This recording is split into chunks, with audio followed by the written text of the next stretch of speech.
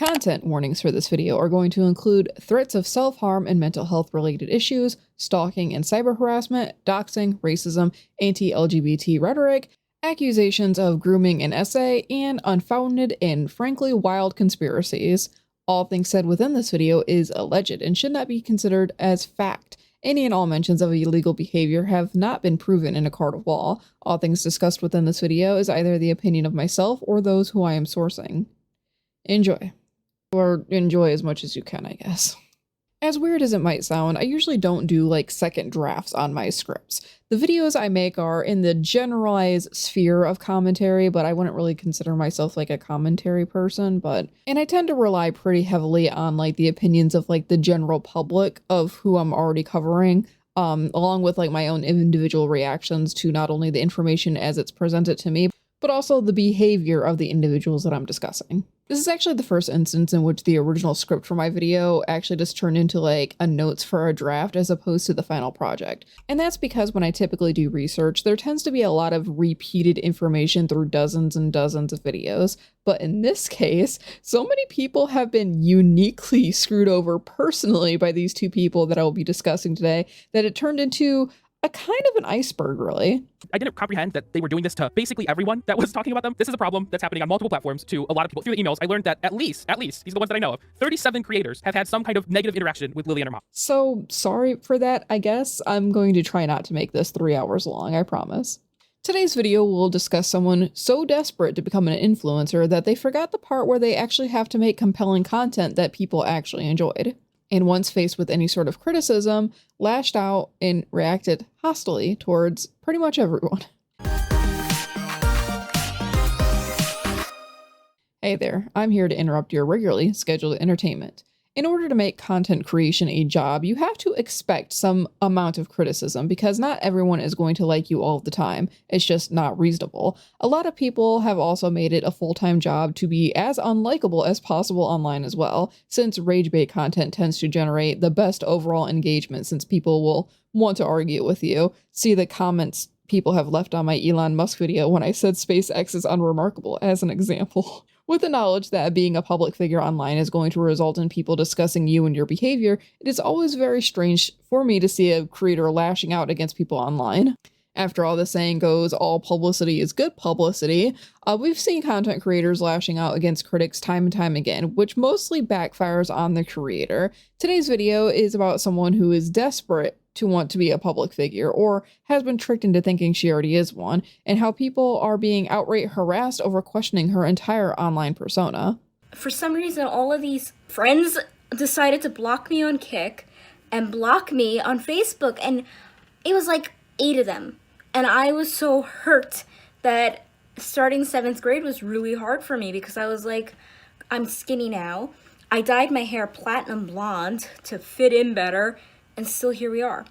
So I guess the moral of the story is never give up, even though you have people tearing you down, saying horrible things about you, not being your friend. You have a friend in yourself, okay? Hi, friend.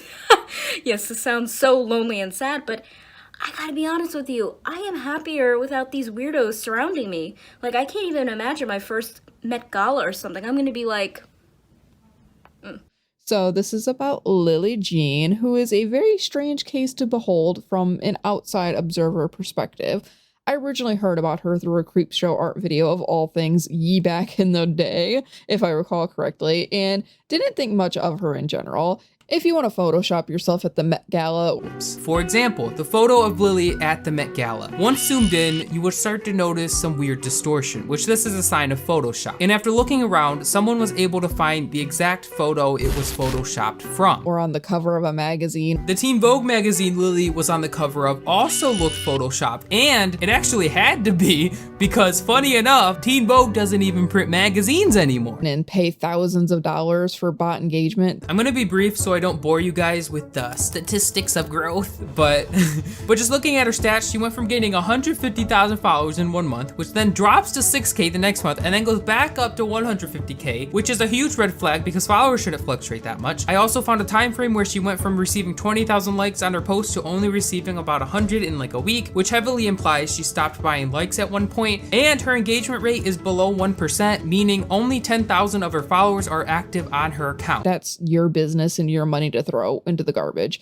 I'm too poor to even fathom having that much disposable income, but that's just me, I guess. Wanting so badly to be an influencer that you make an entire fake community is already weird enough on its own, complete with the cinematic universe style backstories. But the psychotic part is not that Lillee appears to have an entire network of fake friends and fans that she communicates with. No, that's not the psychotic part. The psychotic part is that every single one of these accounts has their own backstory. For example, this one is a Muslim girl who's struggling with conforming to her religion. This one is an unapologetic trans boy. This one is James, Lillee's best friend who has a gay husband named Mario and is very good at design. And if you haven't picked up on it, these accounts are all very stereotypical of the fake people they portray. The gay guy's good at design, the Muslim girl dislikes her religion, the trans boy says yes all the time, and there is just dozens and dozens and dozens of these accounts, all behaving the same, all with fake followers, all posting pictures of Lillee.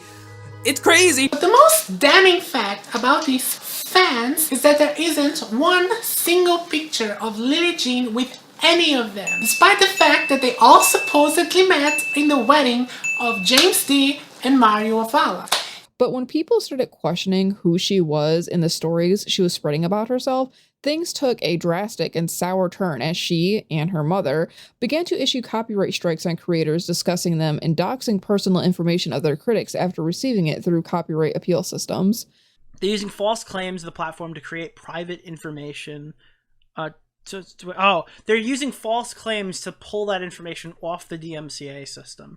So this is like worst case scenario, counter notification shit, striking a YouTuber and using that to dox them.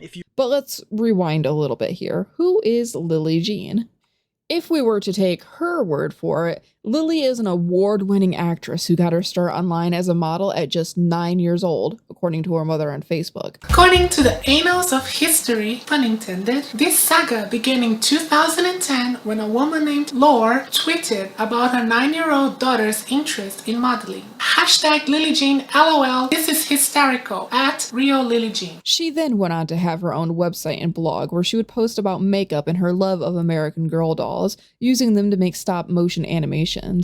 As a preteen, she would create a handful of blogs discussing topics of interest like makeup, nails, gymnastics, and American Girl dolls, the latter of which she would use to create stop-motion animations demonstrating her early interest in acting and film, and more specifically, her desire to be famous. As she got older and more into makeup, she would gain a substantial audience through becoming a well-beloved Instagram beauty influencer before shifting her career path into acting, writing, and directing her own short films. But in reality, where the rest of us live, who is Lillee Jean is actually a difficult question to answer truthfully, since Lillee has fabricated so much of her online presence and does anything and everything to silence those who try to criticize her. Her over-the-top fake personality sometimes slips and exposes a sad and lonely girl, but also dangerous and delusional ideology.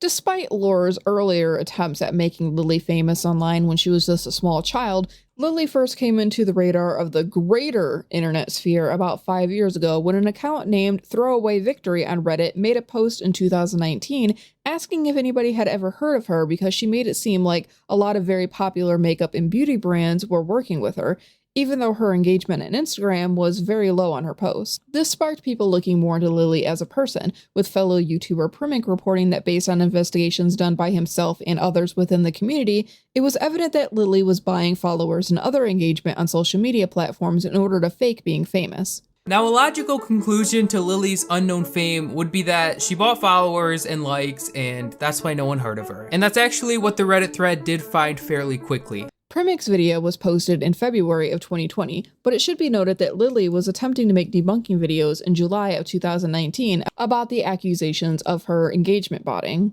As of right now, I don't know if this was solely due to the Reddit thread or if there was other content about her. She does seem to watch pretty much everything made about her, so I wouldn't be surprised if there was a handful of other videos on her prior to Premix that were struck down by her and her mother. I keep hearing the name like Diana thrown around, but every link I seen to go to her channel on other people's content says the channel no longer exists. I don't know if that was because of her own choice or because of Lillee and Laura's involvement.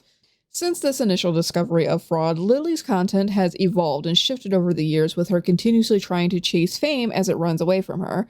She tried to become a beauty guru and model for a time during the rise in popularity for that community. She then shifted over to a brief stint of travel and vlogging and running a podcast with her mother. Although looking into it, it looks like the podcast might have came first before like the beauty guru thing, but that podcast has since been removed, but there is a new podcast up on her personal website. And then she settled into her current venture of trying to become an actor. She's also dabbled in singing on her YouTube channel and doodling sometimes before the major controversies surrounding her really started. Lillee is desperate for attention, but only positive attention, falling into fits of hostility when people talk negatively about her.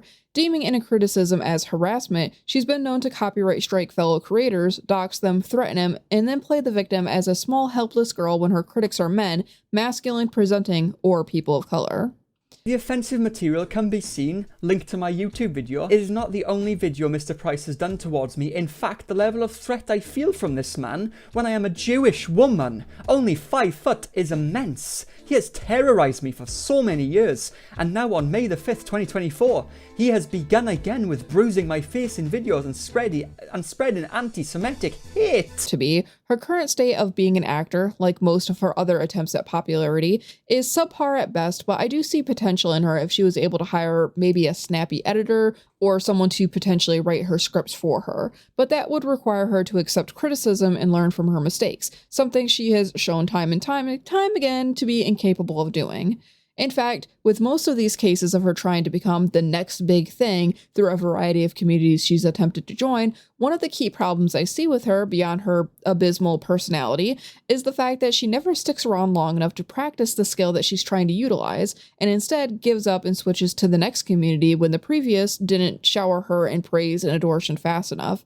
I can understand a sense of desperation that comes with wanting to be a content creator online. I have firsthand experience about the frustrations that come from stagnant growth on social media, that feeling that your work is good and people would like it if it just got in front of the right people, that itching feeling that maybe you should just purchase that ad for yourself and see what crazy things happen.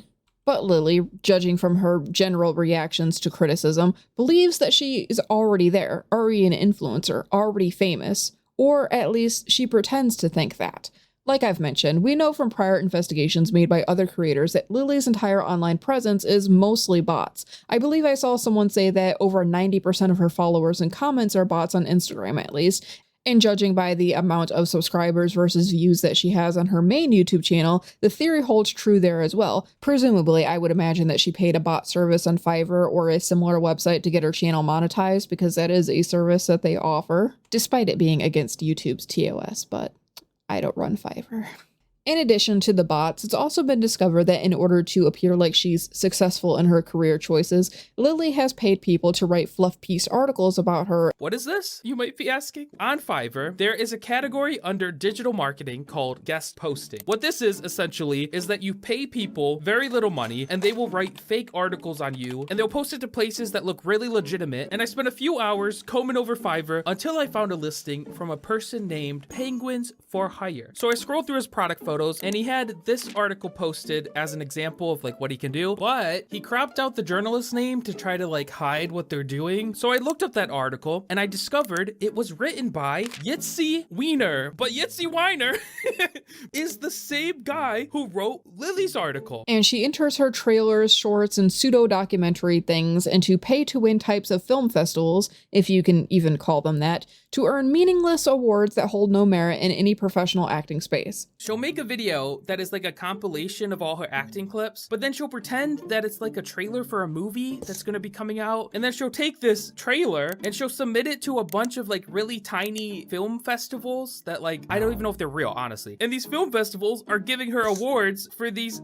trailers that are just clips of her acting. If you go to Lillee's IMDb page, you'll notice that she has received several awards for her work. If we look at the Bullish project we saw from earlier, we see that she received an award from a festival called Raw Cinema. Since I have 300 IQ, I went to research this festival, and let's just say that by looking at the website, I'm beginning to understand how it works, which offers to vote for bullshit films via the Film Freeway platform and get its money back via the entries fees. But don't worry, if you're interested, there is even a discount code for taking part of these kind of festivals, and all for the sole purpose of getting a nice JPEG with the name of your film on it, to make people think that you're a cinema icon. And at first I thought it was weird that Lillee Jean's production were receiving awards, but when you look at the only real accounts that interact with her, you quickly realize that there are hundreds, if not probably thousands, of people posing as award-winning actors and directors via this kind of festival. This delusional world that Lillee is living in would be sad if it wasn't for the fact that Lillee herself is just a rude, spiteful, vindictive jerk.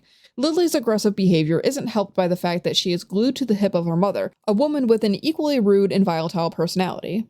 In fact, if we were to believe that Lillee was homeschooled like her website claims, since it's arguably one of the only believable claims there is about her, we see that Lillee kind of mirrors her mother's personality quite a lot, presumably because she just does not have enough experience with other people in her life in order to formulate a personality of her own. There's a lot of issues that revolve around homeschooling your child, one of the more obvious being that if the parents are not qualified to teach them, they tend to lack a lot of the necessary knowledge that they would need later in life as an adult. Lillee's website claims that she was taken out of school in order to pursue a career as an actor, but I think that in reality where the rest of us live, Lillee is trying to become an influencer or actor or whatever other kind of online content creator will float her boat as time progresses, because she's incapable of getting any other work due to not having the proper educational or social skills to integrate into society. The lack of proper socialization is arguably talked about more than just the lack of education for homeschooled kids, because honestly, you can be stupid even if you go to traditional schools. Homeschooled children tend to be cut off from the outside world, either locked in a house all day or out on a farmstead in the middle of nowhere. Socializing with your peers your own age is actually crucial for your development, which is why a lot of super smart kids are recommended actually not to skip grades in school and instead just get supplementary lessons more advanced than their peers. Ignoring for a second that she tends to mirror a lot of the characteristics and viewpoints of her mother, Lillee also calls for her fan base, or lack thereof, to go attack people and defend her honor from critics and haters. Okay, this one, yeah, she literally keeps doing videos on me. Such a fucking bitch. You want their Twitter? Their one is some stupid shit. This Tati something. Tati...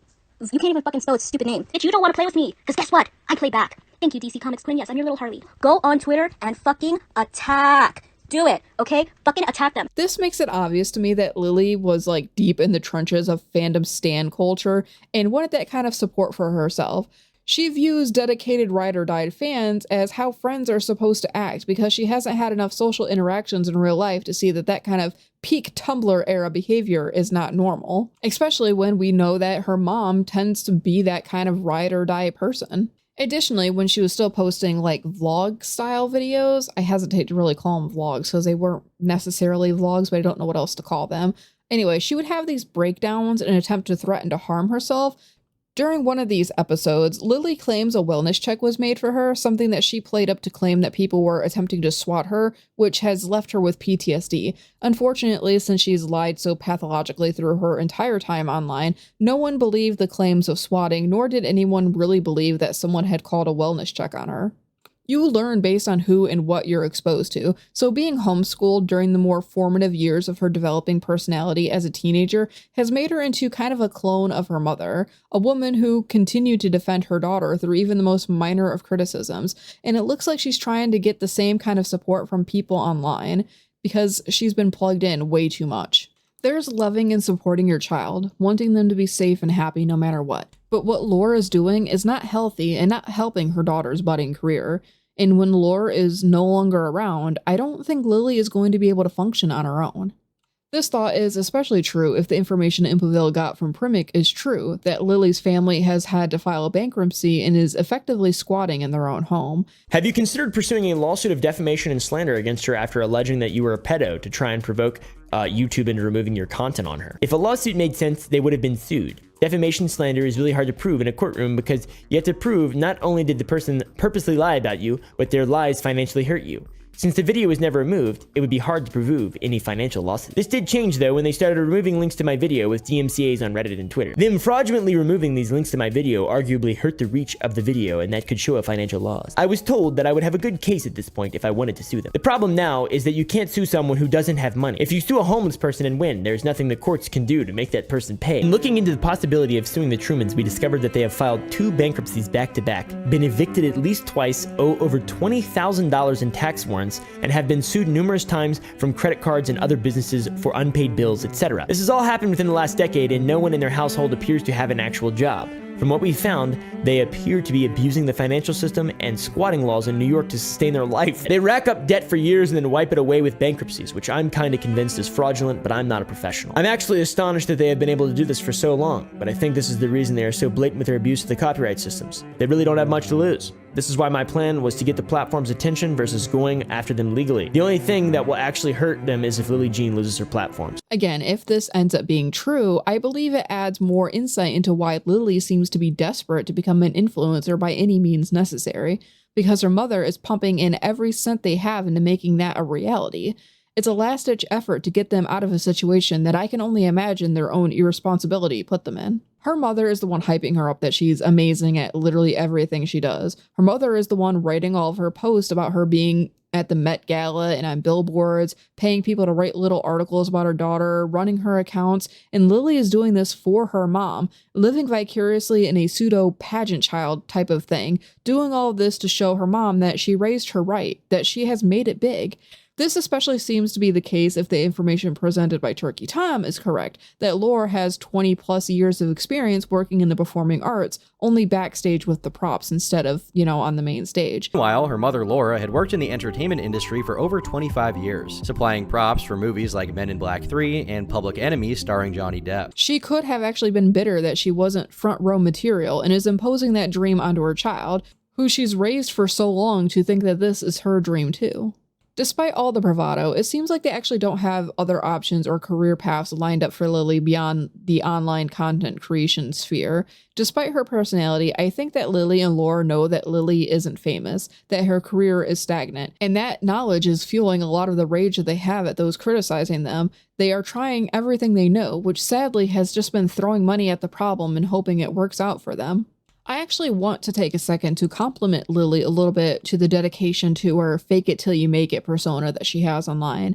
I think this could have been her entire gimmick if she was nicer about engaging with her audience base and learning to laugh with herself about it. Sadly though, despite any delusions of grandeur Lillee has for herself, she must be aware that bot engagement is wrong, and I feel like that is also part of the hostility that she has towards others. If she is reported for faking her following enough, most social media platforms will just ban her, and that would be a waste of possibly thousands of dollars for her family. There's also a discussion to be had about Lillee taking opportunities away from content creators who are actually putting the work into growing their audience base organically, since Lillee would post things about sponsorships and affiliate codes on her YouTube content. But I wonder, was she actually sponsored? I know some people have mentioned that they don't really check that well on Instagram. They just check the follower count and then go about their business with sending people things. But I actually don't necessarily think that's true. After all, anyone can buy something for a video or an Instagram post and put ad in the tags. Were these affiliate codes that she had in her videos real, or was that more of a invite your friends kind of referral code that some places give you once you make a purchase? This actually seems like a more plausible explanation in my own opinion, given that with Bite Beauty, the company had to apparently tell her to stop telling everyone that they had collaborated together and had a collection that people could go buy with her name on it, since the Lip Lab in New York is just an activity in which anyone can just go into the store and make a custom lipstick. Lillee tried to pass this off as her own collection so much that the actual company had to tell her to stop. She also likes to post photos and videos of herself at events as if she was like a featured guest at said event, when in reality she was probably just an attendee that paid for a ticket or photoshopped herself in there, like the case with the Met Gala photo. I actually also wouldn't be surprised if she had snuck into events to photograph herself there as well, but that's just a wild speculation and I have no proof of that. Or similarly to the time that she was on a billboard for Maybelline, that was just a contest that she entered and apparently won or something similar to that nature. So I wouldn't be surprised if some of the other events that she got into were because she won some sort of like contest or the like. In her strange documentary about being bullied, Lillee and Lore both claim that sponsors had dropped her after people started criticizing her fraud scheme and racist comments, but that actually makes me wonder if the companies had actually just asked her not to claim to be sponsored when she wasn't, and that's why her code started vanishing in her descriptions before she just took down the videos altogether.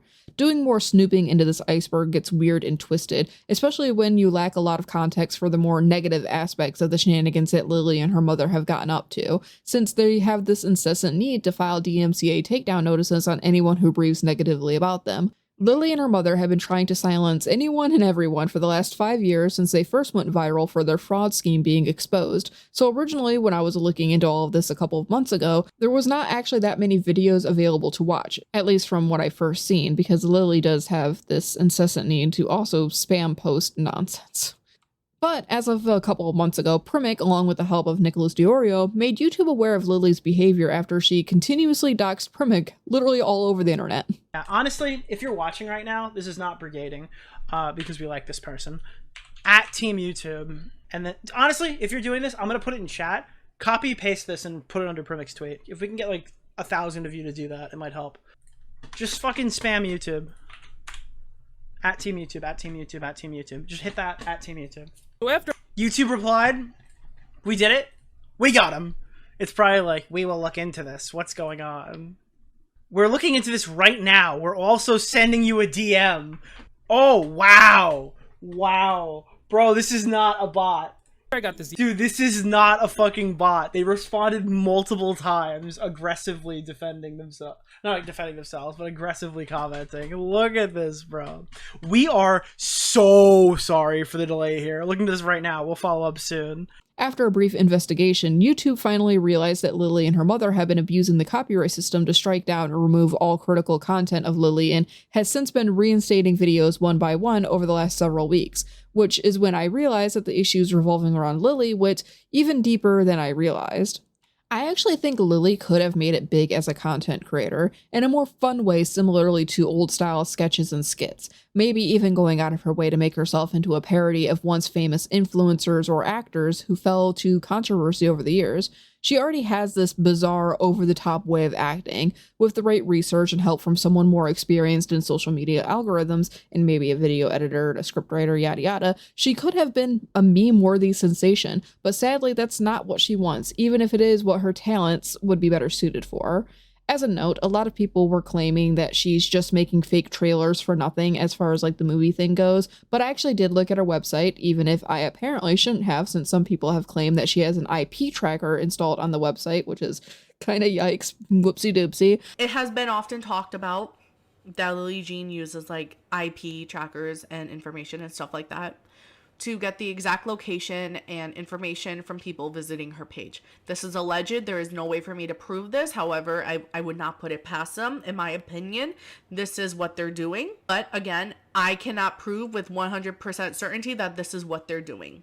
So I think it's better to be safer than sorry. Don't visit her page. It's suspected that this is what happened with Primink. They showed like IP tracking from, I think it was her website. She was grabbing people's IPs and seeing where they live. And they have my IP, which they don't show my IP, but they do show the city and state I'm living in. She also pulled my third name out of her beautiful asshole, which is not displayed on any of my legal documents. It is something I've suspected for a few months, but Laura and Lillee have been stalking me for several days before the release of my first video. That's why they insist so much on the fact that it all started before Lillee's birthday, because they took all my private information from their website. For obvious reasons, I'm not going to give away too much information about my sources, but I know for sure that Laure was annoyed that a French woman was spending too much time on her site for her liking, probably because I was recording video captures from their site. That's probably why they were so quick to strike me. But she does actually have at least one short film on the website.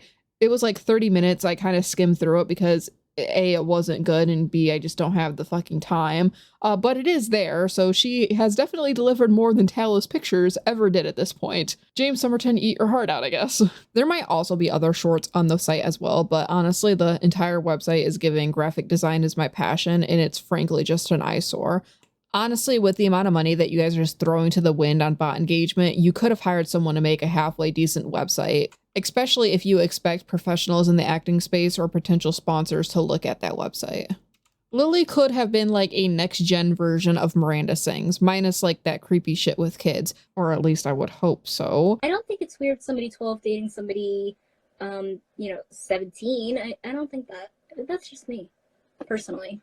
But sadly, my entire fantastical idea for that is pretty much dead in the water because Lillee felt it was appropriate to try to piss off literally as many marginalized groups as possible. Due to her mass deleting her own content as well as striking down all of her critics, I had originally only known about the sock puppet accounts that were made to interact with her main Instagram account. These were discovered during the initial investigations about her buying followers. When you got past all the generic bot accounts, you would stumble across fake self-made fan accounts that would comment almost exclusively on Lillee's content, except when they were used to go attack other creators in Lillee's name. So, a few months ago, I was looking through my comments on the channel, and I noticed some very weird comments that were saying some really weird stuff. They were saying that I wasn't a real person, that I was an AI, and I was controlled by other channels, and like, I'm not real. So I decided to look into what was happening here, and I discovered that it was comments coming from multiple accounts, but they were commenting a lot of the same stuff. And I also noticed that the comments were almost entirely on my Lillee Jean video. So I began checking one by one if people who commented on Lillee's channel were also commenting on mine. And I found some interesting things. On Lillee's channel, Caitlin says, "This looks fun. I'm so bored with what's been coming out, so I love you wrote an original concept. Keep going." On my channel, she says, "Hope she comes for you, then buries you somewhere." Cat emoji. Moon Alien says to Lillee, "Pretty girl here." Moon Alien says to me, "He's dead." Laughing emoji. "He was killed. Y'all so stupid. Do you breathe?" Celebration. Zareed says to Lillee, "She looks so happy." Zareed says to me, "Why is your audience children? I went on your Discord server and people are saying they're 13 and some 24. This is very odd situation. I found this in my feed and annoyed I decided to comment. Take this down before people start looking into you." Pranza Art says to Lillee, "Love you, Lillee, and I'm happy for you." Pranza Art says to me, "God, if you make films, I hope she never acts in one of your pieces of crap. A real professional would have not written that. Delete yourself. Ew. I'm worried you actually work on movies and talk like this. This has to be one of the most ridiculous things I have ever seen written on this woman for so long. Delete yourself. Hi, Farmer," or should I say Creep Show. "You legit deserve a video on y'all for being so stupid, for using accounts that are 9, 10 years old. Like, you think everyone is dumb and doesn't see what this AI farm is doing? Funny how all the accounts are commenting are 10 years or longer. Nobody realizes this is a setup to revamp the farming channel. Y'all so doofus. How's Creepshow Art, Primic AI Farm? Jesus, we all know these 10-year-old accounts are your copywriters. Thanks and all hail Fiverr." I literally only spent 30 minutes checking these comments, and I ended up with a folder completely filled with them. And I would like to say that I expect some people that comment on her videos to come comment on mine if they're like fans or something. But the reason that I think these are all fake is because if you start comparing all these comments, then you start to notice that they all type the same way. They all use the same emoji. Like, you can't tell me that this account and this account is not the same person, right? These are clearly, clearly the same people here. So then I went to these accounts and I wanted to see if I could find out if maybe they were real people. And what I found was that every single account was completely blank and they all had photos that were just generic images taken from Google. I also discovered that every single one of these accounts comments almost exclusively on Lillee's channel. And as someone who runs a channel, hello, that's me, it's very weird to have every single person that comments on your account comment on every single video. I am so confident that these accounts are fake that if a real person owns any of these accounts, and it's not Lillee, or someone associated with Lillee, you can reach out to me and show me that you're a real person and I'll pay you $100. But these accounts would range from general usernames names like Lillee Jean fan and, a variety of numbers or whatever. But more work was put into some of these accounts, and they would post wildly bigoted things with some depictions of stereotypes of gay men and the most racist renditions of people of color that you can possibly imagine, notably the Shaniqua account.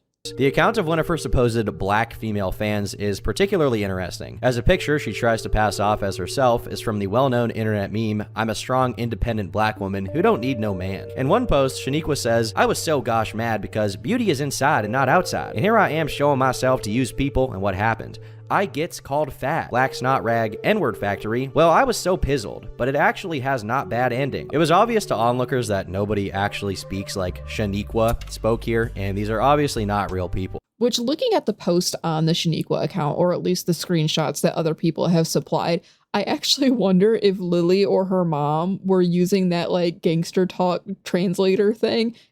Is that even still around? Is this the same one? I don't know if it's changed over the years, but it was really heavily used on Tumblr, especially during the peak of the Homestuck fandom, because one of the characters talked in this looking back at it now, frankly horrifically offensive gangster talk you can imagine, but I digress.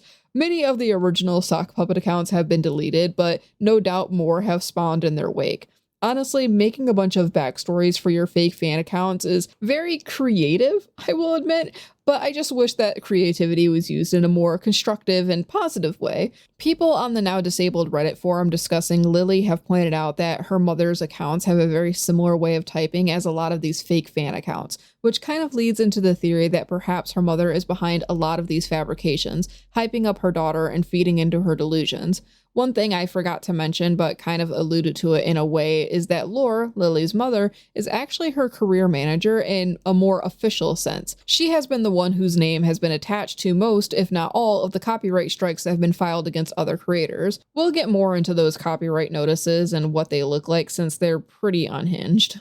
Laura's behavior as a manager is actually incredibly confusing to me, with her shutting down any and all discussion of her daughter. Do you want your child to be famous or not? It's incredibly contradictory. If you silence anyone who mentions your kid, she is never going to grow a following organically. Does Lillee and her mom know that the followers' engagement that she was purchasing were fake from the very beginning, or was that something that she had to learn the hard way? I'm actually leaning more towards the fact that they might not have realized right away that the engagement was fake at the very beginning, just due to a comment that Lore had made during some sort of interview talk show session thing on Skype or Zoom or whatever, in which she claims that she didn't know about anybody who didn't buy followers at some point. There was this stream where Laura was talking to the ARPANET on Skynet's podcast, where she pretty much admitted that she bought followers. Does Lillee Jean's account have bot followers? So is that a yes? I think that to a certain degree, everybody has bot followers here. And this is probably the closest we're ever gonna get of Laura admitting to buy followers. Talking about buying followers, I should note that on platforms in which they can't monetize it based on follower count, it doesn't appear that they try to buy any followers. For example, on DeviantArt, she doesn't have that many followers, and it also looks like that they didn't bother trying to buy a bunch of followers on TikTok either, which is probably due to needing the engagement to come from the For You page in order to get monetized, but that's not something that you can easily scheme yourself into getting. It's also to note that Lillee's TikTok does not allow stitches or duets, so there's even more limitations to the type of engagement that she can get on that platform, which again is not good for growth. This entire situation with Lillee and her mother could have been a very brief blip in the drama sphere radar if this was just a case of someone cheating their way into having a lot of followers and maybe the horrific sock puppet accounts, but this actually goes deeper and more dangerous than that. Lillee had claimed that she had gotten into a relationship with a 23-year-old man when she was only 14, saying that he was some French diplomat named Philippe or some nonsense, later doubling down on this disgusting age gap when she was questioned about it. She would say in a video that this age gap was only illegal if someone reported it, which if you get in trouble when someone reports it, it's always illegal, bestie, and how she didn't think it would be weird if a 12-year-old was in a relationship with a 17 or 18-year-old or whatever the number it was. Just yikes. She said in her 19th birthday livestream in 2020 that she'd been dating this man since she was 14. In the following footage, You can see somebody asking this before she responds, asking what the problem is. Please note, for those who don't want to do the maths, this means that Philippe would have been 23 when they started dating. Yeah, what's wrong with that? See, this is why I don't want to put him on my stories, on my video, because I say that we're like 9 years apart and it's like a problem for people. Yet I'm a legal adult and we've like known each other. And as long as you have consent from a parent, it's fine. I'm gonna say, Sasio, I don't want you to think anything is like wrong. No, I was just saying like, this is why I don't show him. No. Illegal is when you report it and it's not consent. If your parents agree to it, it's fine. It's illegal to date a minor, yes, if you report it and it's like not consensual and something's weird, and some people just the asses do that. Like, I do think it's weird somebody 12 dating somebody 30. That's like, huh? I don't think it's weird somebody 12 dating somebody 17. I don't think that. That's just me, personally. Despite the fact that many people assume that this boyfriend and the story surrounding him is fake, as much as her online presence tends to be, it's definitely an issue if she still thinks that a 6-year age gap between a preteen and an adult is acceptable. I don't know if this is just because she was homeschooled and is horrifically ignorant about what is socially acceptable, if she's a potential victim of actual grooming, if this boyfriend was real all along, or if she's just as dumb as a box of rocks, because endorsing blatant pedophilia is one of the worst ways to ruin your career. Taking a note from the Shane Dawson playbook with that one, are we? Although that's not the only thing that she seems to take from Shane Dawson's playbook. Along with this fake boyfriend situation, when facing backlash for Lillee's age gap comments, Lillee and Laura claim that someone had called the police to report Lillee being SA'd, and they've tried to blame both Tater Tatiana and Curtis Price for this. In another instance of Lillee saying something potentially dangerous to the very few amount of real people in her audience, she was being interviewed by someone promoting an MLM scam, and Lillee herself promotes the scam as well, and it turned out to be some sort of like cure-all water, saying that they wouldn't need to take any prescription medications if they were drinking it. Which, for the record, if you are prescribed medication, just take it. Don't think that magic water is going to cure your depression. Also, in 2019, when the backlash against Lillee and Laura reached its first peak, there's been several peaks at this point, either blinded by the fake follower count or money that Laura potentially threw their way, there was a couple of people who kind of actually tried to defend Lillee from the criticism surrounding her engagement botting stuff, her past racist statements, and accusations of doxing. One person, who Laura really seemed to like, tried to defend Lillee by doxing people. As more videos regarding Lillee and Laura have been reinstated since YouTube has been made aware of their behavior. And they started an internal investigation with the copyright team that YouTube has, and they began looking at every single copyright claim that Lillee or her mom had filed over the years. And while it was happening, if you went to YouTube and you looked up Lillee Jean videos, you would see that a bunch of random old videos started appearing. And you might be thinking, how does a video uploaded 5 years ago start appearing? Well, it's because YouTube was reviewing the claims, and when the claims were false, they would reinstate the videos. So you just saw all these old videos popping up. And while this was happening, I was told apparently every time a claim was reversed, the YouTube copyright team would send Lillee an email saying, hey, this claim was false, videos back up. And I would give anything. I would give anything in the world to be a fly on the wall in Lillee's computer room when her and her mom sat down on their computer and they started getting spammed with pings that all of the videos that they spent years removing, all of them were coming back. I would give anything to get the reaction there. We get glimpses into content that they had actually tried to scrub from the internet in small doses and clips. If you thought the sock puppet accounts were bad, the things that Lillee and Laura, mostly Laura, dear Lord, would say during Lillee's podcast is absolutely abhorrent. We're not trying to offend people here, but we are trying to say, stop saying your suffering is worse. If I'm not complaining, shut the fuck up. You want to get serious here? They're trying to erase my culture. They're trying to say that the Holocaust never happened. They're not trying to say slavery never happened. So if you want to get real, We do have a problem here. Lillee likes to chase fame in whatever way is trending at the time, so during the rise of podcasts, she started one with her mother, and it was during these podcast segments that Lore primarily would say some pretty disgusting things, like how there was no such thing as being non-binary, while also invalidating intersex people as like a double whammy there. Lillee and her mother invalidated non-binary people and their struggles. The audio speaks for itself. We're going to get a lot of flack for this, but I don't care.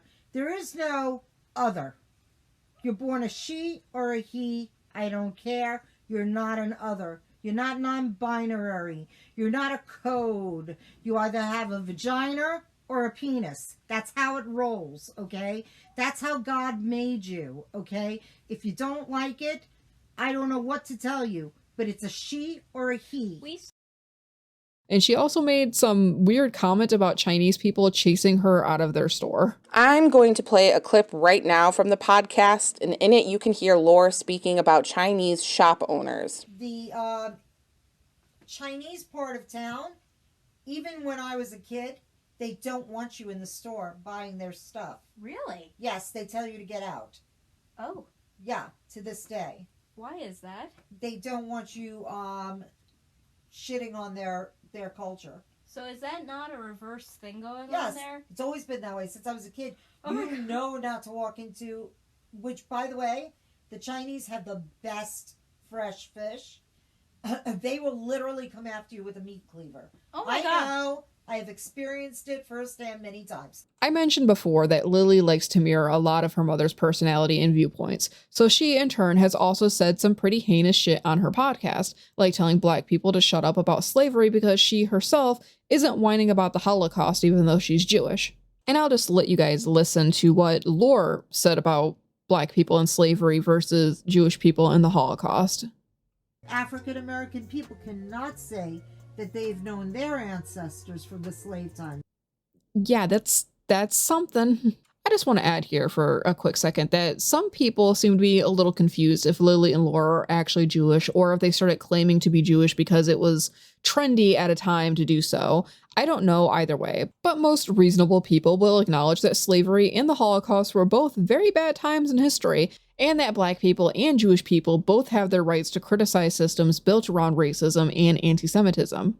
Apparently, people on Twitter had actually tried to contact Lillee and correct her and educate her on her stances that she mentioned in her podcast, and she attempted to just dismiss them for the most part. I fully understand that Lillee Jean was a minor when she made these remarks.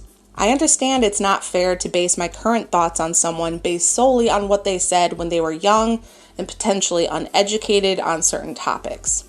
That's exactly why I'm not doing that. Lillee Jean, who is now a 19-year-old adult, has been challenged to reconsider these thoughts on multiple occasions. Her reaction to such challenges indicates that she likely has not changed her feelings in any meaningful way. This screenshot shows people of color explaining to Lillee Jean that some things she said in that podcast were harmful. Lillee Jean responds by telling them there is no reason to fight and using the phrase "end of story" to try to stop the conversation. She instead blames those trying to educate her with starting fights. In this screenshot, the commenter makes the case more clearly. Lillee Jean is not truly acknowledging what is being said and is being dismissive and trying to silence people of color. Lillee Jean even says she went back to listen to the podcast in question, but she does not admit to any wrongdoing, and again tries to end the conversation. I have no knowledge or proof, but given her track record of getting accounts taken down for criticizing her, I would not be surprised if she mass reported them for bothering her. Somewhere within this mess of everything, Lillee has also made negative remarks about trans people, apparently, something that she later tried to apologize for in 2020. Her original podcast has actually been removed, or as removed as it can be at this point, but she apparently has a new one up on her personal website. According to some trailers and clips, it looks like she might be using the new podcast to have like random people interview her to make her seem more important than what she really is. Supposedly, someone who is way more invested in her fake interviews has reported that some people interviewing her have been trying to sell her on MLM schemes, like the cure-all water thing. Additionally to just the comments on her abysmal podcast, Lillee had made problematic comments on race on a blog when she was a teenager about Well, black people owned slaves too, which was kind of an out-of-pocket thing for a post about LGBT pride, apparently.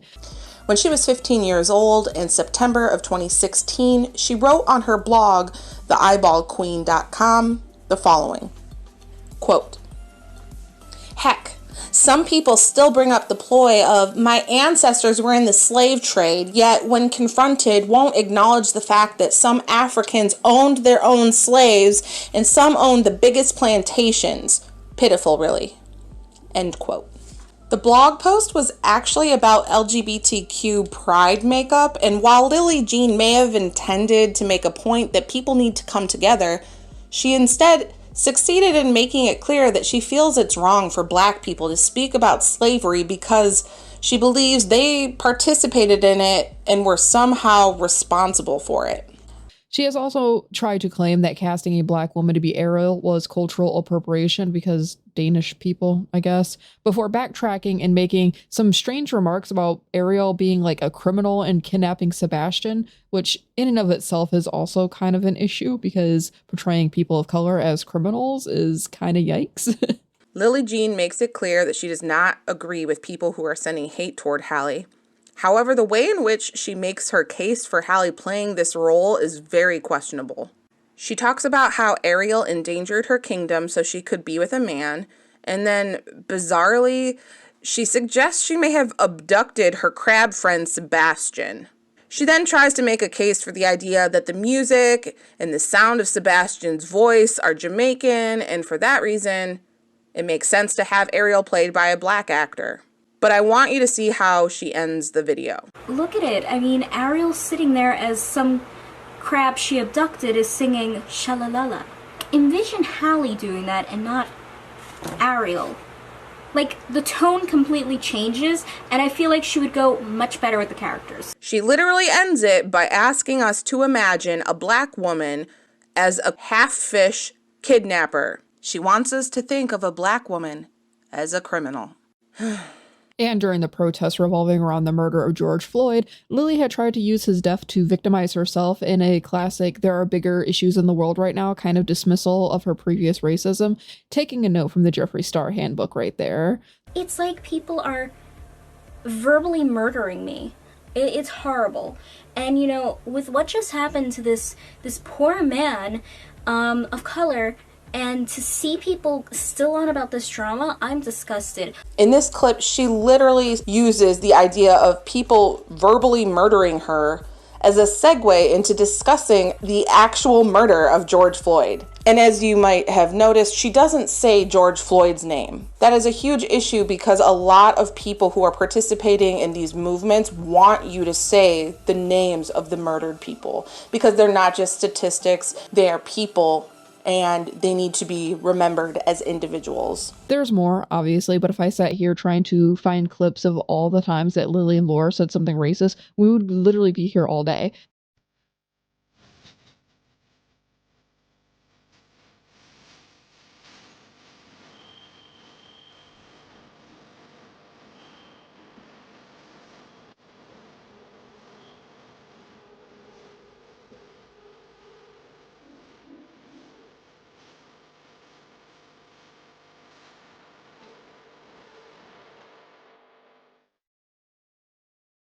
Kiwi Farms has dedicated enough time to that in general already. I'm not going to include a screenshot because I don't want like the search history to come up too frequently on my phone, but they found some interesting knickknacks that Laura was trying to sell, if you catch my drift. Their behavior didn't stop at just the podcast or the occasional out-of-pocket comment on a YouTube video, as many creators have now pointed out that while nearly every critic has been targeted by their mass reporting and false DMCA takedowns, people of color were hit the hardest by them. Many other creators who were targets of Lillee and Lore were just flagged enough to get their content removed, but many creators of color have been struck down so often that their accounts were suspended or banned. It wasn't enough to just take down the critical content of these creators. Lillee and Lore wanted them deplatformed altogether.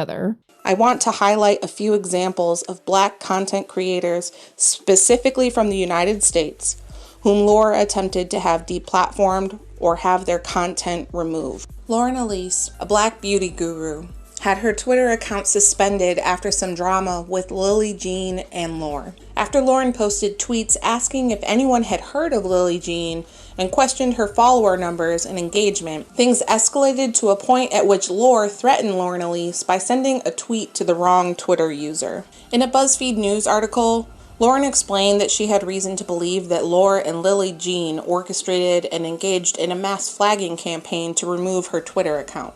She felt this was the case due to the timing coinciding with the escalation from Lore and the fact that other users who had spoken out about Lillee Jean were suspended at the same time. Twitter later found that Lauren Elise had not made any violations of policy worthy of suspension. Tater Tatiana, an Afro-Latina YouTuber, first made a video about Lillee Jean on April 20th of 2020. She eventually attempted to work with Lore to set up an interview with Lillee Jean, which never went through. Tatiana then became the subject of countless written and video attacks by Lore, as well as several unsuccessful false copyright claims. On May 28th of 2020, Tatiana posted a video discussing how she believed Lore and Lillee Jean got her Twitter account permanently suspended because she had shared copies of emails between herself and Lore that contained a publicly available email address that Lore was using. This unfair targeting of her Twitter cost her access to a handle that had just reached 1,000 followers and was her main way of communicating with those who followed her content. On May 1st, 2020, Conscious Carl made a reaction video to one of Lillee Jean's makeup tutorials. He was notified that Lore had attempted to make a copyright claim on his video, but YouTube said it was covered under fair use.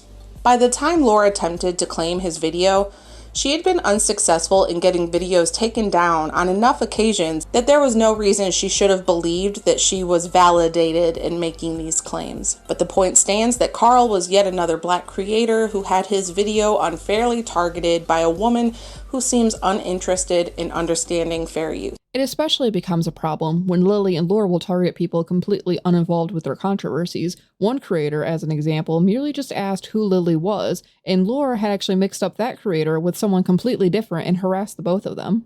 So Lillee and her mom have noticed a call-out account called Jenny Franks. So they found a random Jenny, and were like, oh, this is definitely her. Some innocent person who's never heard of these people. And they decided to use this person's full legal name, tag them in tweets, and then tag their workplace to try to get them fired. Again, an innocent person who's done nothing to them. She tried to get streamer and lawyer Nick Rikita disbarred because he had a conversation on his YouTube channel with Kiwi Farms' founder Joshua Noel Moon. Note that this conversation had nothing to do with Lillee Jean at all. She doxed and again contacted the place of employment of a completely random woman who had nothing to do with this story, because she mistakenly assumed that this woman was one of Lillee Jean's anonymous critics. She again doxed and contacted the place of employment of another person who had nothing to do with this story. That was the makeup artist known as Queen of Blending. And apparently the reason why Lore did that is because some anonymous person, without presenting any evidence, told Lore that Queen of Blending created the Reddit thread about Lillee Jean. She also called for people to mass flag a number of accounts on Twitter, and that's why people suspect that she was behind the suspension of Twitter account of makeup artist Lauren Elise. And finally, she also made a false DMCA claim on a video by YouTuber WCT Wildcat, while at the same time making false allegations about Wildcat on social media and asking a friend to send Wildcat this very threatening email. And all of this was only during the period between July and October 2019. When confronted about her mass reporting critics, primarily on YouTube, Lillee has made responses ranging from doing things to defend herself from people that she felt were dangerous to her, notably men she deems as vicious and hostile towards women, not just herself. But it should also be of note that men were not the only people that she would report en masse to deplatform, but also a lot of Black women as well. She even outright says that she believes that one Black creator in particular was going to drive from Florida all the way up to New York over 20 hours just to attack her. I am scared to leave my house. What I'm going to do is, hopefully this will just die out and I won't have to do anything else, because a restraining order between Florida and New York is she's gonna drive. Well, do I feel that? Yes, I do feel she will physically attack me. I mean, she's riled so many people up against me. I physically think she will, like, drive outside my house and, like, I don't know, try to, like, jump in my window or something and, like, I don't know, like, take my guts out. Oh my god. Well, she's really not beating the racism allegations, you know? The second thing that she had tried as a response to her attempting to deplatform her critics was to sloppily try to explain copyright law and how using any images of her face or clips of her content was not allowed because people didn't ask her permission first. That, of course, is just not how fair use works at all. Notably, fair use is a section of copyright law that Lillee purposely left out of her Harvard Law-style lecture. Fair use allows people to use your content without permission as long as it's transformative in nature. In fact, I could download one of your videos right now and replace every vowel with the sound of a donkey squealing and it would be considered fair use. Now, when it comes to Lillee and her mother filing false DMCA notices on YouTube, if you're not a content creator and are unaware of how it works, when you get a DMCA via YouTube, you have the opportunity to file a counter notice. In order to do this, you have to provide your personal information in the event that the original creator wants to take you to court over the DMCA. It doesn't happen often, but it is a possibility. If there's no legal action taken within a certain number of days, I think it's like 10 days or it's 30 days. I don't know if like it's changed since Lillee and Lore have started this entire mess. But if you don't respond in a certain number of days, the DMCA is lifted from your content. And that doesn't mean that the original person that filed the DMCA can't file it again. In fact, I believe that they can refile it as many times as they want until YouTube tells them to stop, as it becomes evident as creators have posted screenshots of the notices that Lore has sent to YouTube to get content removed repeatedly, over and over and over again. Lillee and her mother has been spamming my channel with copyright notices. When you file a DMCA, you are able to add notes and comments to further give context and why you are filing the notice in case you think that just saying copyright infringement isn't good enough. Likewise, when you file a counter notice, you can argue your case and why you think it is fair use. Instead of just using the notes and comments section for any tangible evidence of the videos in question were worth the DMCA notice, Lore would send wildly unhinged messages, and the claims in those messages would continue to devolve into delusional hysterics the longer her takedown requests were ignored or rejected.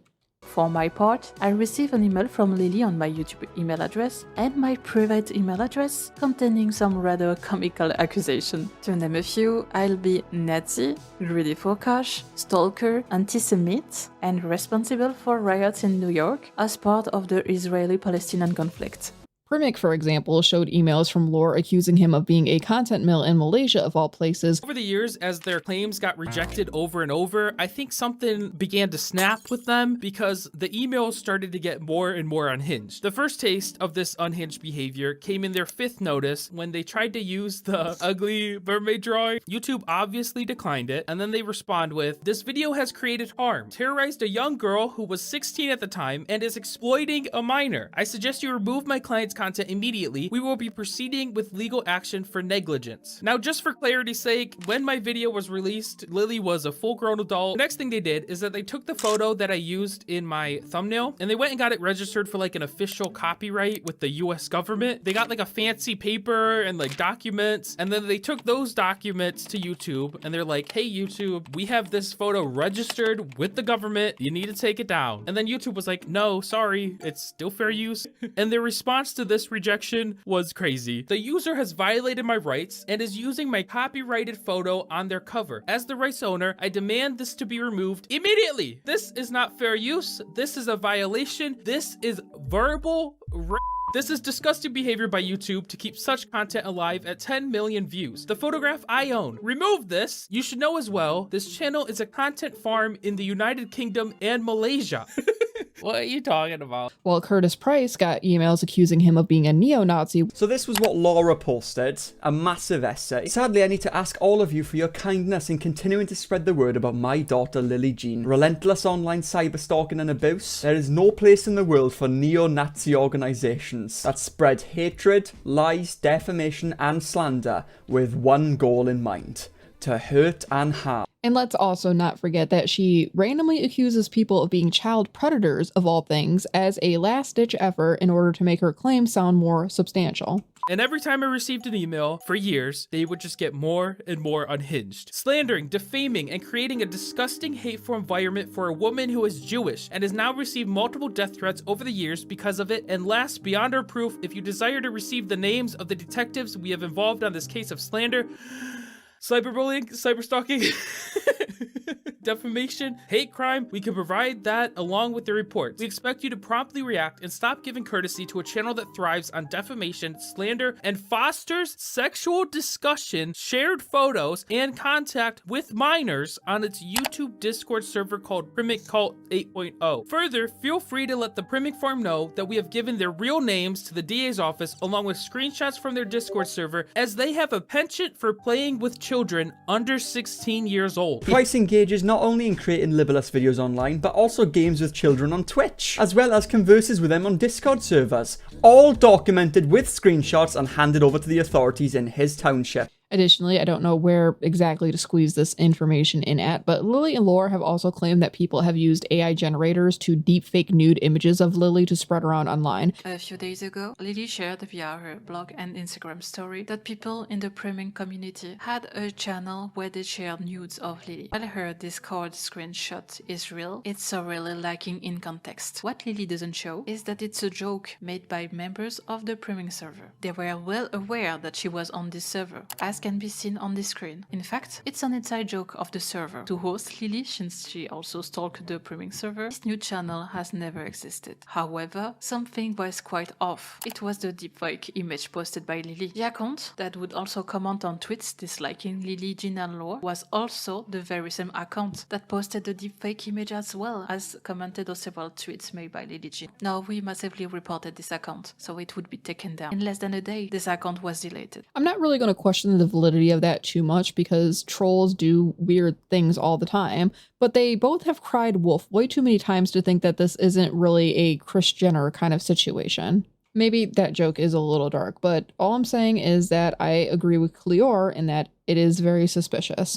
But here is a thought I would like to share with you. I'm putting a big disclaimer up front because it is based on my personal experience with Lore, allegedly. Don't you think it's strange that this account has survived more than 10 days, spamming the same retouched picture? For the record, when I posted my video on Lillee, it took them less time to strike my thumbnails and video intro. So how is it that such a disgusting photo could have survived so long without Lillee and Lore pouncing on it and taking advantage of it to position themselves as victims? Why wait for people to make a joke about a new channel before this comes out? It could be anyone. I'm not accusing Lore of making a deepfake of her daughter to put on the internet and blame her detractors, but I find it really suspicious, and at this point, I really hope I'm wrong. Lore would also send out screenshots of filing police reports against Lillee's critics, claim that they've contacted the FBI to investigate an entire harassment cult against her daughter, even going as far as saying that bombs have been delivered to her house and people frequently swat her.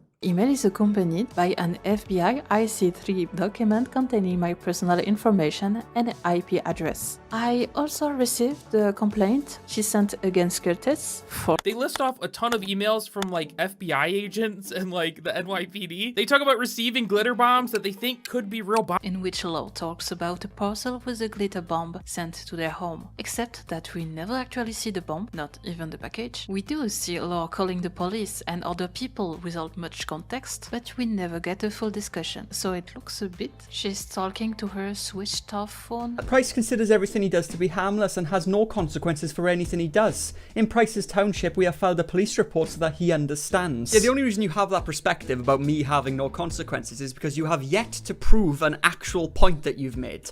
So far, you've just been giving it all that. And also, she claimed that she filed a police report to make me understand, and we're going to look at that report in a bit because I've got it right here on my computer. But let me tell you something, my friend. Did you know that it's actually illegal to lie in a police report? The charge is first-degree misdemeanor, punishable up to 1 year in jail and $1,000 fine. In short, every time she replies that she's the victim because she has filed complaints with the police and the FBI, but just because you file a complaint with the police doesn't mean you're a victim. On a more serious note, I think I actually know why Lore responds so harshly to people criticizing her daughter. According to dedicated weirdos on Kiwi farms, and I mean that with all the affection in the world, allegedly Lore's sister had actually been murdered, and that was what sparked this obsessive need to keep her daughter safe, beyond what was reasonable for a parent. When Lillee was first getting made fun of on the Delusional Artist subreddit as a teenager, apparently at least one person had made unsavory comments, to say the least, about assaulting Lillee. Her mother's intervention would only cause the situation to escalate further, resulting in a spat between her and multiple users on Twitter and Facebook. While there are almost no archives of these social media posts available, one of Laura's Facebook posts was uncovered. Dear @Reddit, I will be putting a formal claim into the Attorney General's CA office today regarding your disgusting service or lack thereof. You have PDF files on your site, some of whom are moderators. I will not allow anyone to threaten my daughter's safety ever. Duly warned, game on. With you by our sides, Lillee Jean and I feel well protected. I am indeed ready, my friend, to move this forward. I really was pissed that these PDF files think they did nothing wrong, and that it is okay to talk sexual devious thoughts about a young woman, as well as Reddit doing nothing about it. Once the Attorney General is involved today in San Fran, they will not be laughing. The Attorney General's office will track down the users. It's likely that Laura is referring to a moderator who supposedly made some reference to sodomizing Lillee Jean, but this comment is nowhere to be found in the thread. It also seems that whatever this moderator said was widely disavowed by those active in the subreddit and was not the central focus of discussion, which instead was Lillee's bad art. And no doubt over the years, as the trolls began to accumulate against the duo due to their behavior, they've probably also made more unsavory comments alluding to threats against Lillee, no matter how quote-unquote joking in nature that they were, thusly potentially triggering Laura into becoming this belligerent and unsavory mama bear character. Regardless of any history of past trauma, the behavior that both of them are currently exhibiting is not acceptable. Standard go-to-therapy kind of situation, in my humble opinion. Lillee and Laura filing DMCA takedown notices didn't just stop at them taking down the content, because, like I said, you're able to file counter notices to get your content back up. And since Lillee and Laura can't really afford to take people to court at this current time, it seems, they did something else with the counter notices that they received from the DMCA system, and that is that they would dox the full legal names and addresses of their critics in a variety of ways. And also, they're giving me the private information of a lot of YouTubers. They're telling me who owns the Anna Oop channel. They're telling me Sunny V's real name and where he lives. They're telling me Jelly Smack's owner. I don't even know who Jelly Smack is. I also received the personal information of several YouTubers, including Priming, Curtis Price, Sunny Video, and Anna Oop. Lillee, for example, would just say their names in videos and comments on our YouTube channel, or she would post cryptic tweets about, hey, go to this specific location and give this business a 5-star when, like, a family member of a critic worked at that location. She doxed my family, where they work and stuff like that. They just posted a link of where they work. They posted a link to this website and put recommend 5 stars. Oh, that's nice of them, man. Thank you for promoting that company to your 27 robots. Or in the case of Cleor, Lillee had found out her real name and found a book that she had written under her real name and posted it on her Twitter account saying, hey, go check out this book. It was really good. Love to read. With a link to my book with my name on it. We'll get past the fact that the book is in French, and I'm not even sure that she was able to read the fourth cover, given the intelligence shown so far. That's got to be, what, 3-4 times you've shared my book? Oh gosh, I imagine that thanks to your crazy influence. My sales must have skyrocketed. Oh, don't you both have, like, shopping options yet? Who else is ready for Halloween? Smiling face.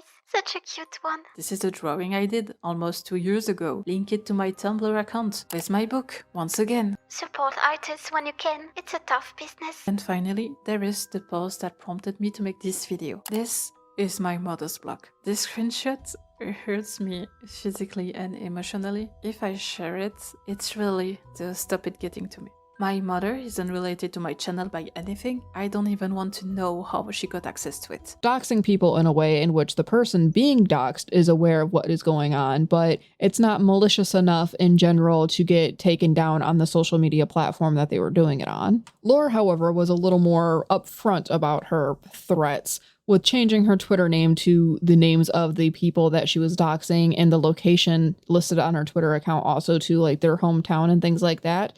They would also add this information to YouTube wiki pages, especially to Primic. One of the first emails I received was from someone that let me know that my Wikitubia page, which Wikitubia is like wiki for YouTubers. I had no clue about it until this person told me about it. But my page had been edited to include my full docs. It had my legal name, my business name, and where I live. And the information about me was the same exact information that Lillee Jean had emailed me. What a weird coincidence. Who?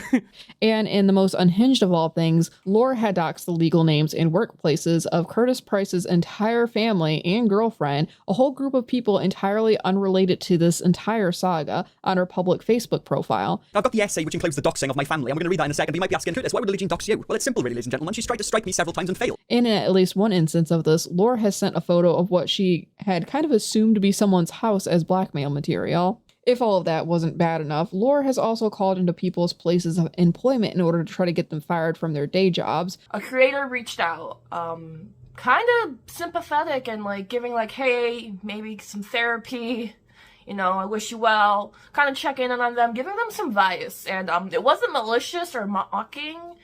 It was general concern and constructive criticism.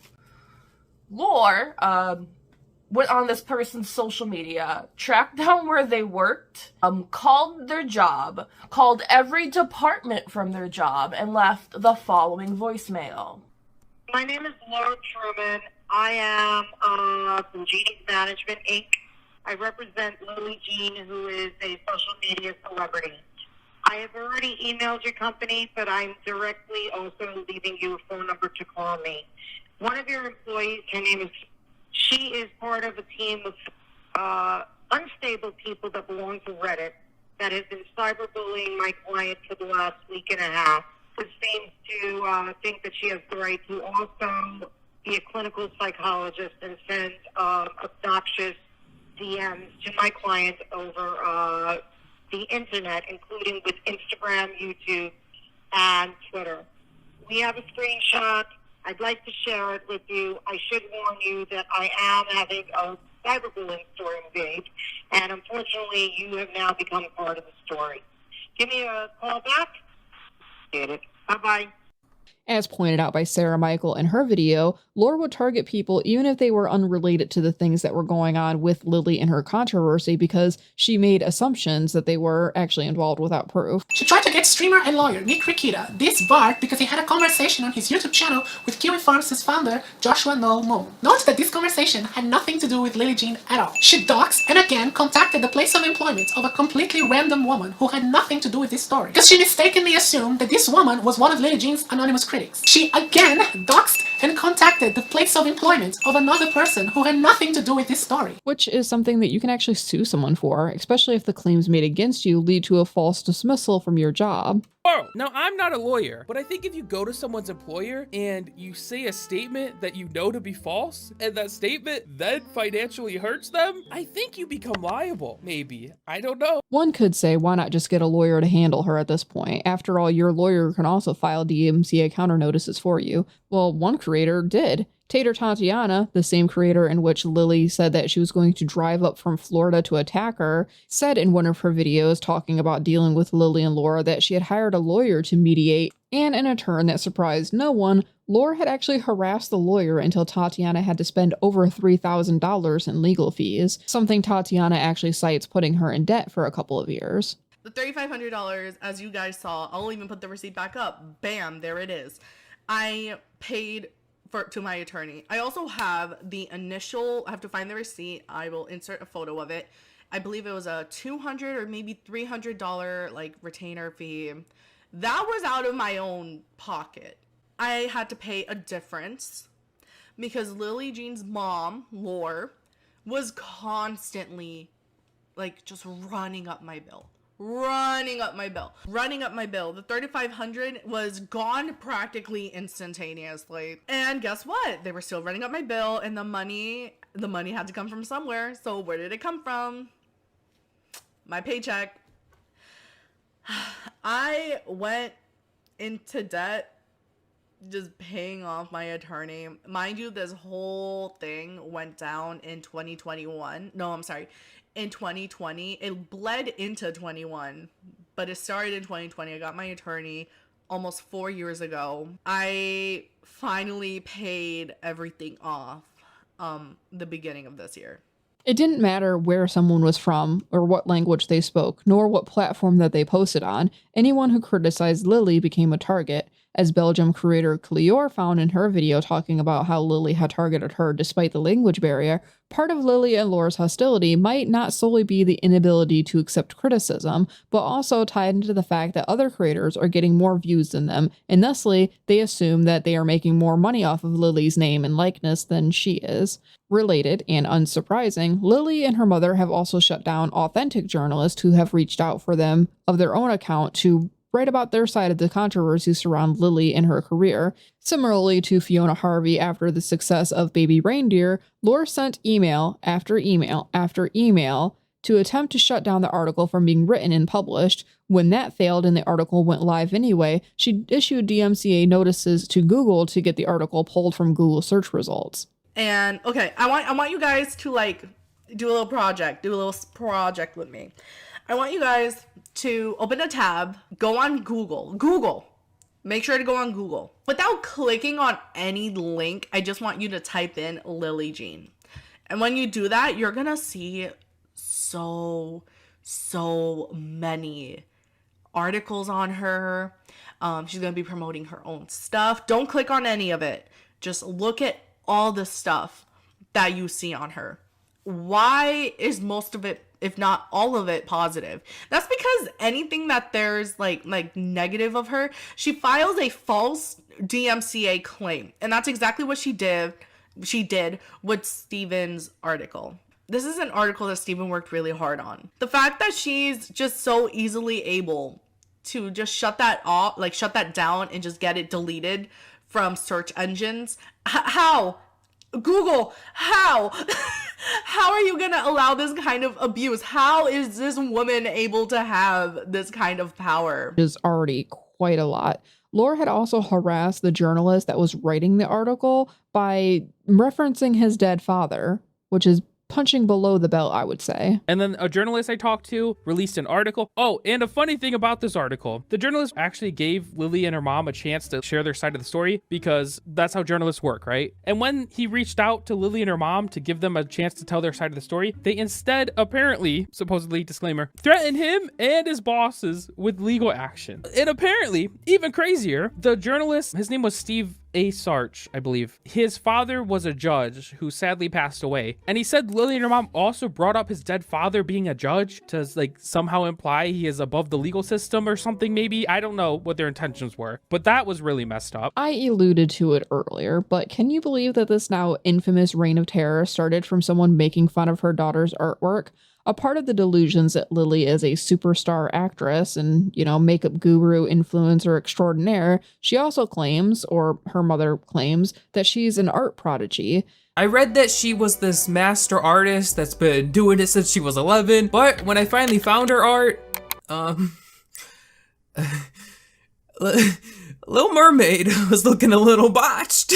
There's not wanting to be too harsh on a beginner, and I get that, but prodigy she is definitely not. Prior to the Reddit thread that sparked the viral story about Lillee being a beauty guru, influencer or not, there was actually a different thread made 7 years ago on the subreddit r/delusional artist in which someone was critiquing Lillee's artwork and photography that she was apparently posting on her personal blog, The Eyeball Queen.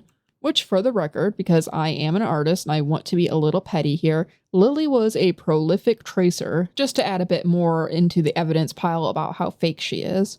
While the original thread has been locked and edited so you can't see the original images that were being discussed, when you type the thread name on Google, you get the smallest thumbnail images, and it looks like one of the things that they could have possibly been discussing was a selfie that Lillee had uploaded, making fun of the fact that she poses herself in a way to make her eyes seem huge and uncanny. I know this pose is to show off the color of her eyes. Anyone who's ever been told you have pretty eyes and not much else in terms of compliment has done this kind of posing before, complete with forcing your eyes to stay open during the camera flash. But as a note to anyone thinking to do this to show off your eye color, it doesn't come off as pretty and jewel-like and mesmerizing or whatever else people sugar talk you into believing. It comes across as kind of creepy to most people.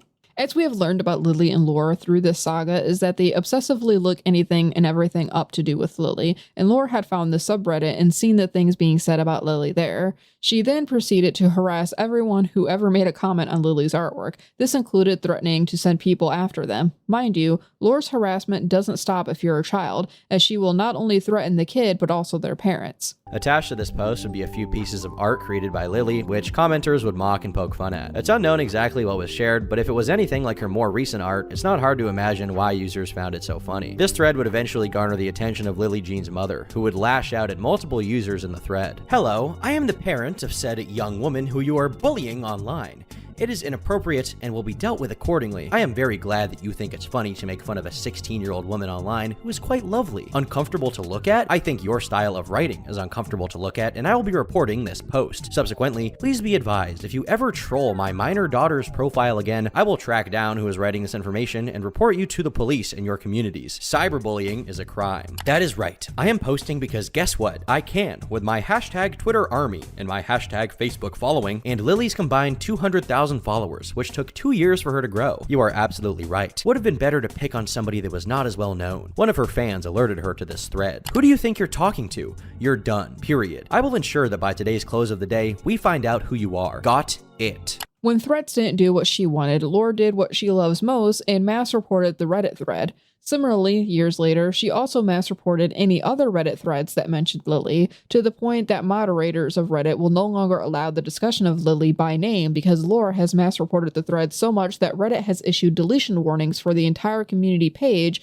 that had been making the threads. This included Beauty Guru Chatter, the Do We Know Them podcast, and also I believe the H3H3 forum. Crazier one was happening on Reddit. I got emailed by the mods of the Do We Know Them podcast subreddit. So the mods of this podcast subreddit, they emailed me and they said, "Hey, someone posted a link to your video and it got removed for copyright. Did you do this?" And I was like, of course not. Why would I do that? I don't know who did it, but I think I have, wink wink, some thoughts about who could have done it. Disclaimer. And eventually I found out that this was also happening on the H3H3 podcast subreddit and the r/YouTube subreddit. Any post that had my video or any mention of Lillee Jean was being removed from all of these subreddits for copyright infringement. And what happened is that these subreddits were getting so many posts removed that the mods of the subreddits got scared that the entire subreddit would be deleted by Reddit admins, because apparently if you receive too many copyright takedowns, then they'll just delete the subreddit because they'll be like, oh, this subreddit is pirating stuff or something. So the mods got so scared that their subreddits would be deleted that they had to make announcements on the subreddit, pin posts saying, hey, we can no longer talk about Lillee Jean because she's gonna get her subreddit deleted. We're sorry, but please stop posting about her. At first, I thought Lore's original comments were deleted since they didn't show up immediately for me on the Reddit thread, but clicking on her username brought them up on her profile, which, to note, her username is also a little alarming if you know what snuff is. But the comments that are actually still up on her account are actually not as unhinged as you would think, but definitely not things to threaten to what were apparently other children. As another side thought here, I actually think the comments on the Delusional Artist subreddit from 7 years ago kind of show a pattern of Lore slowly but surely devolving and kind of losing her mind. Because the comments on the Delusional Artist subreddit, for the most part, while rude and unsavory, were just boiled down to leave my kid alone. But as time progressed and more people picked up knowledge about Lillee and how fake her entire life is, the comments that she would make towards people grew more and more unhinged, and dare I say conspiratorial, hence talking about potential entire cults being after her daughter, which again might be a little unfounded, but I tie it back to the fact that her sister was murdered. Oftentimes, I hear that if you can't find reason in something is what really sparks people to believe in magic or conspiracy theories.